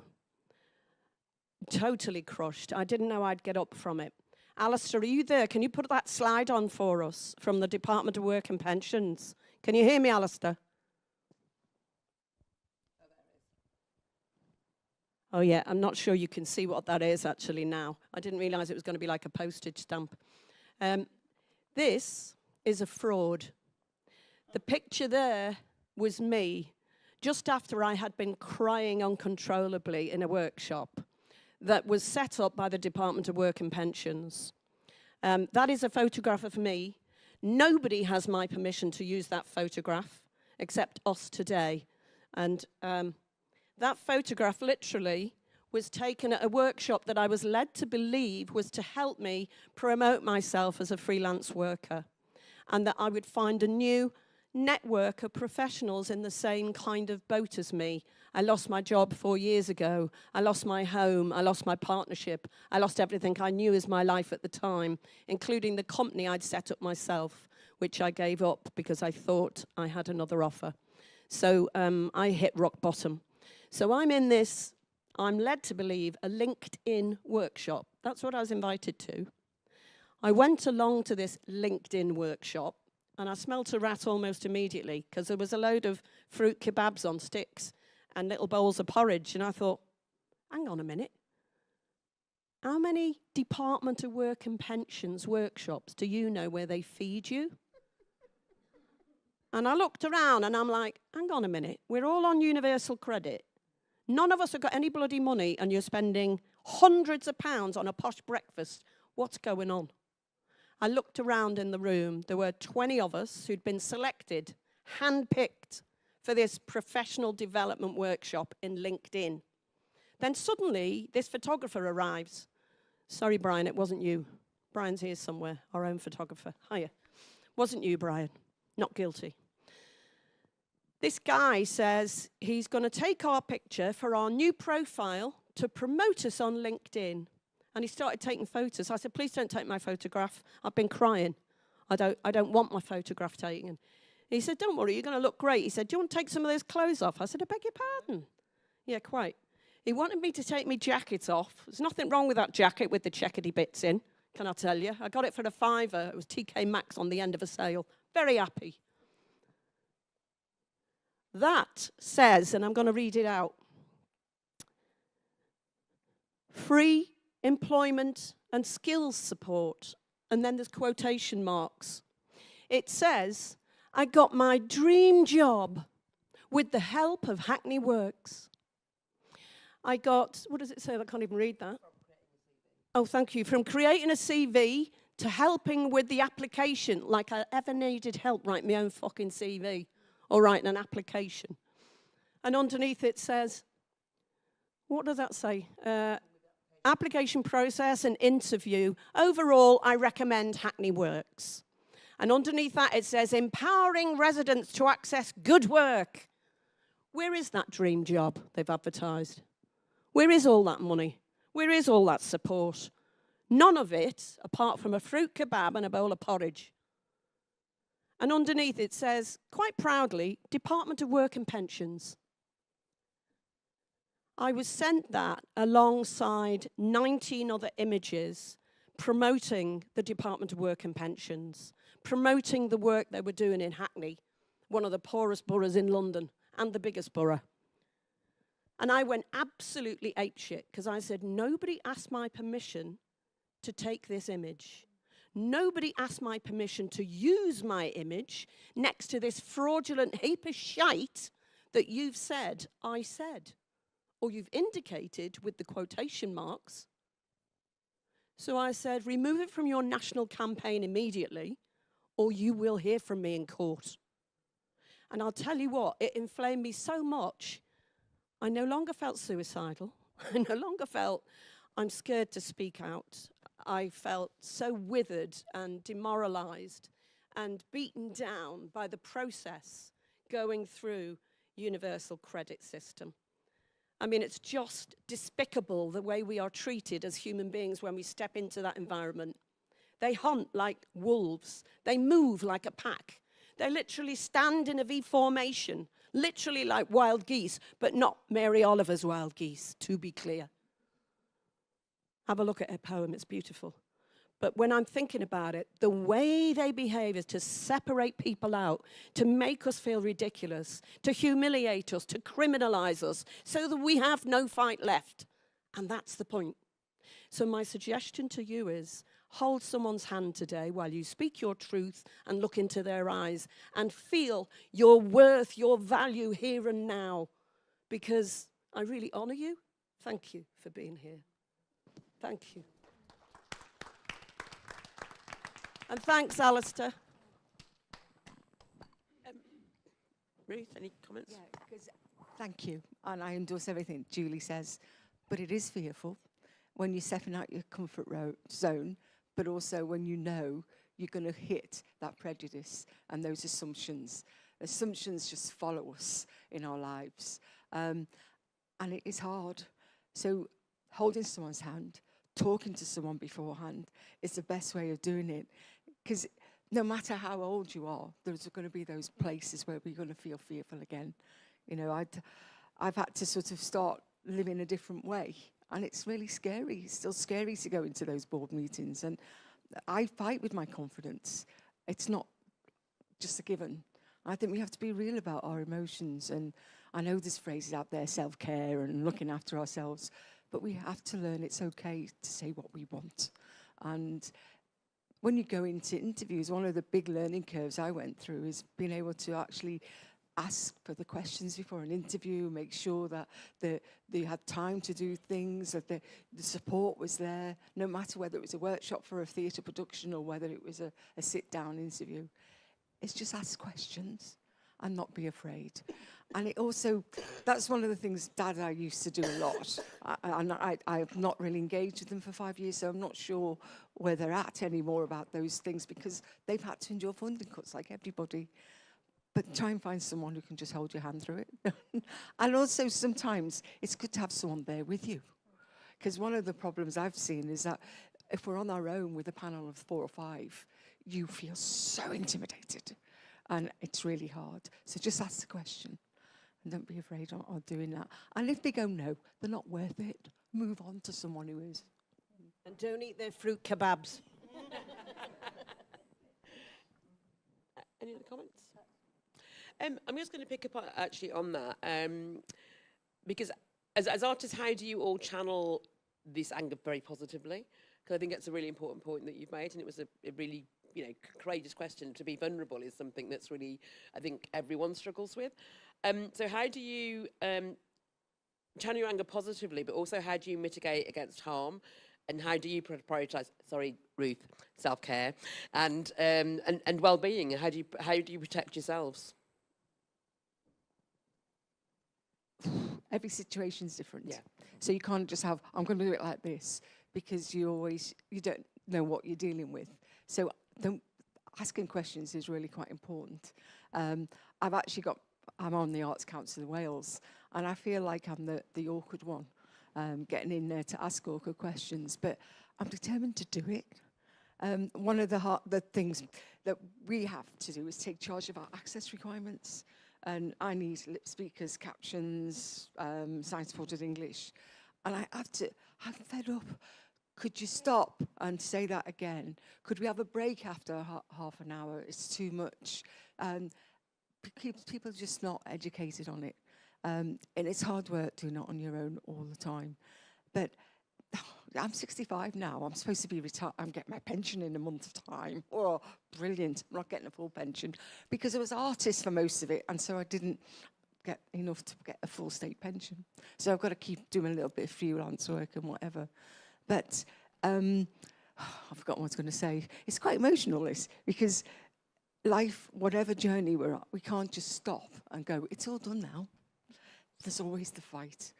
And I am so grateful for my slapper angels. We have kept each other going over the last few years. When lockdown just cut us off, made us more invisible, we've had each other.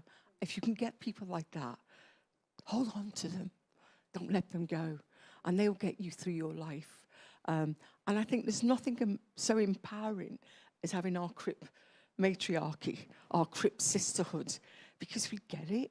We don't have to keep explaining all the time what we need. So, yeah, it's having that place you can just go, and it's fine, it's great. I would just say the same. For me, it's my community and how we make our community. I have many communities that I'm part of. I have many chosen family. I'm sitting beside two of my very close chosen family and another one in the audience.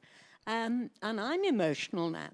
But I think it's not being alone. I think it's making those connections, trying to find that community, checking in with yourself.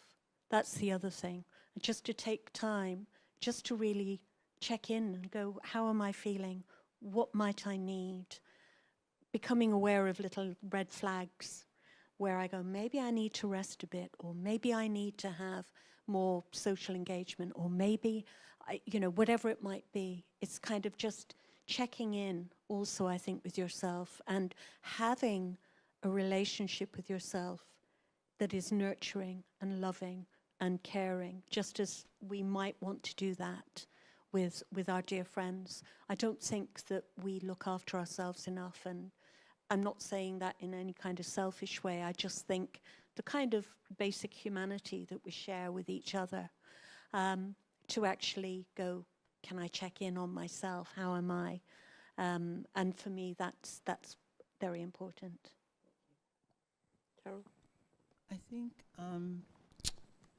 okay, so when you asked your question before, I was thinking, that fear of being found out as having these severe mental problems.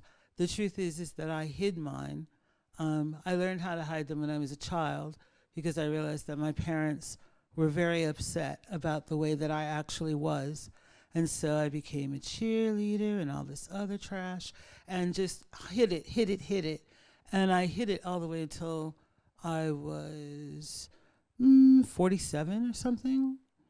And as I said, I hid it so well that I convinced myself that I would be able to do without my meds, went off my meds, crashed in the middle of a very good job, and discovered that even all of that did not mean that I suddenly didn't have a career. They just waited for me to get well, and then I just kept going. But that was luck. And then when I finally did get some good, therapy, and I decided that instead of trying to bury these things, I would actually make shows about them. And people loved that show, and it went all over the place, blah, blah, blah, blah, blah. And then when lockdown happened, I realized everybody else was having mental health problems because of lockdown, whereas I was feeling a lot better. And that's when I realized that doing those shows was re-traumatizing me and that I should never do them again. And when I said that to the person who was running Summer Hall, that year, that during lockdown. You should have seen the look on her face. She was like, "Are you crazy?" And it's like, no, I'm not crazy. I value myself. I am more important than a show. And I didn't realize what kind of help I should have been having until I worked with a disability arts organization while I was doing those shows. And suddenly, I had all this support and all, these counselors and all this stuff. And I was like, damn, is that what I should have had all along?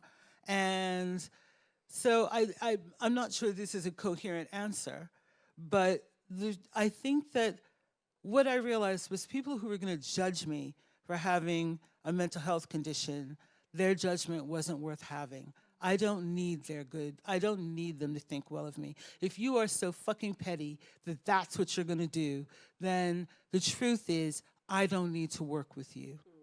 And as Ruth keeps saying, she's 65, I'm 64. But I don't get to retire for another 3 years because they changed the rules. But anyway, it's like I'm too old to care anymore.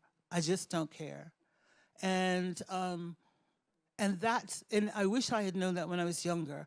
If I was going to give my younger self advice, it's to stop worrying about what other people think of you. Because if they're going to judge you for something that's just part of you, then really their good opinion is so not worth having. And I think what everybody's saying about find your tribe and find people who actually are going to support you, that is what will help you through, I think. Thank you very much. We've got a couple of minutes left, so I just thought it would be quite a nice space to have just one more kind of final thoughts from all of you about rage. In one line.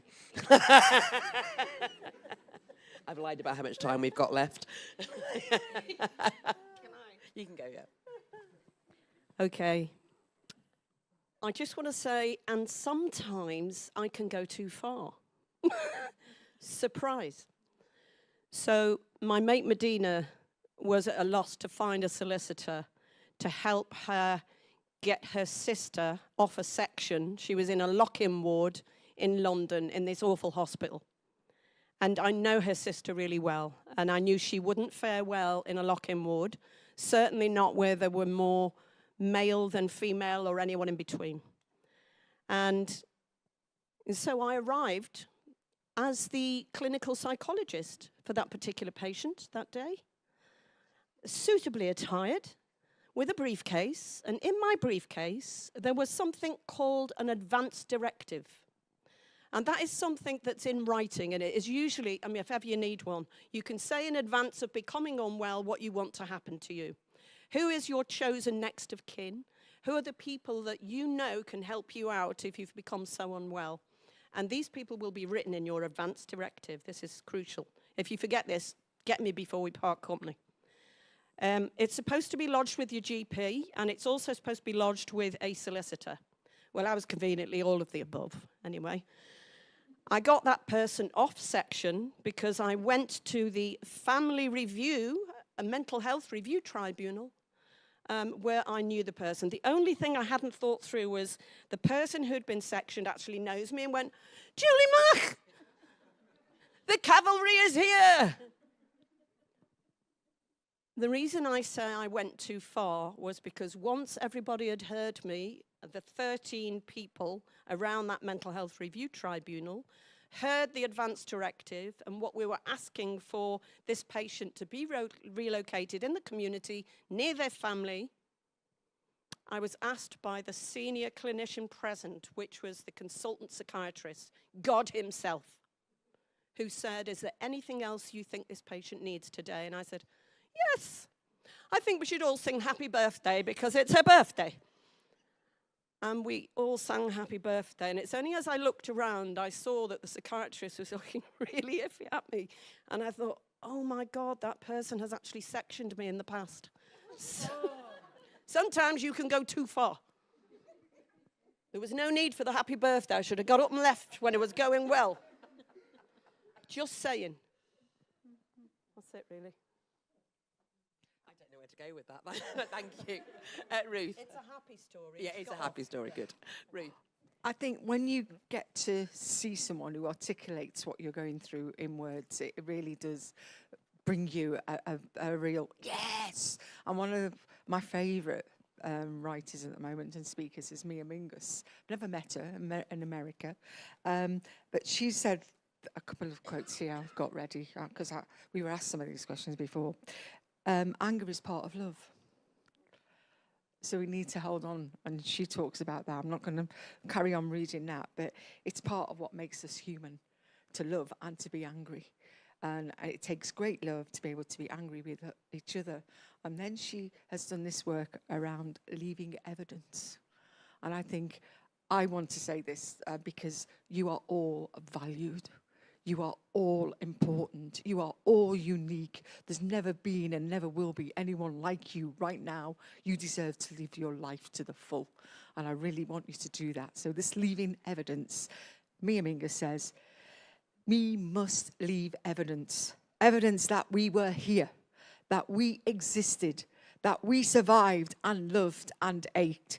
Evidence of the wholeness we never felt and the immense sense of fullness we gave to each other.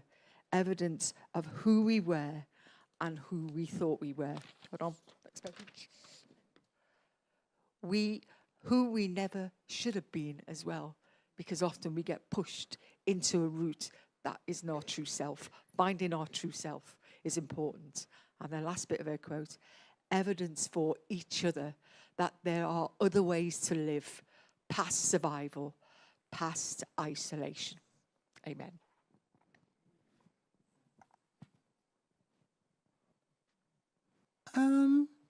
Everybody is saying such deep stuff. The only thing that's going through my brain is, rage is good, bitterness is bad. Just remember that. I think that's great. Just the Gandhi quote, move the world not with fear and hate, but with love. I think we're going to end that, and I really loved that line that you said about collectively using rage for good, and also moving to the world together with justice and love. It's been a real privilege actually to be part of this whole process. It's like being in a really cool gang, and I'm like, I want them all to be my friend. I have been a bit desperate on the Zooms, but it's been a real honour and a privilege to be part of this group. It's been a lot of fun. It's also been just a hugely beautiful experience. So I would like to thank Kate for such an inspirational lecture, and just for this incredible panel as well. So Ruth, Julie Mack and Cheryl. So thank you very much, and thank you all of you.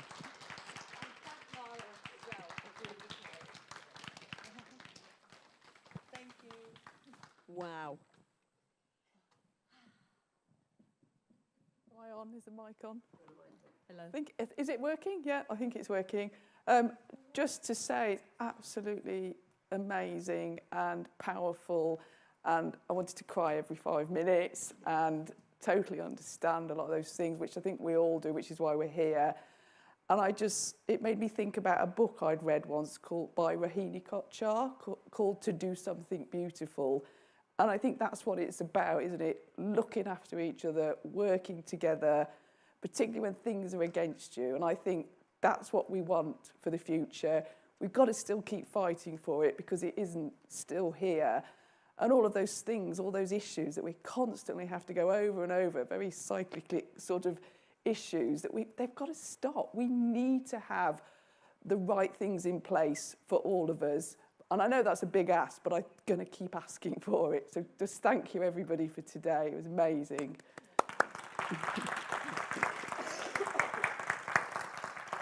And sorry, just to say, obviously do not forget about DaDaFest in March. We're launching on the 8th of March on International Women's Day. Really significant, and we want you all to come and all to get involved and come and talk to DaDa. There's only a few of us, but we're still there. We still want to be in touch with everybody. Thank you. Thank you.